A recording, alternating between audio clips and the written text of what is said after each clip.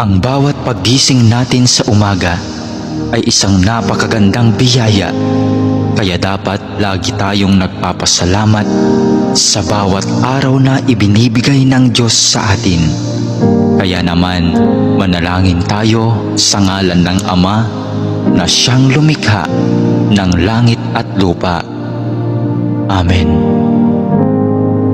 Ama naming makapangyarihan sa lahat, maraming salamat po sapagkat ginising mo ako ngayong umaga. Isang bagong araw na naman ang aking haharapin. At dahil dito, lubos-lubos ang aking pasasalamat. Sa unang mga sandali ng aking araw, nais kong mapuspos ng iyong biyaya at pagmamahal. Kaya narito ako upang makapiling ka sa panalangin. Bantayan mo ako at gawing ligtas sa buong maghapong ito.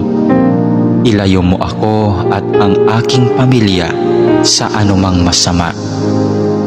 Maituon ko nawa ang aking pag-iisip, pananalita at asal tungo sa iyo. Nawa maging kalugod-lugod sa iyo ang lahat ng aking gagawin sa araw na ito.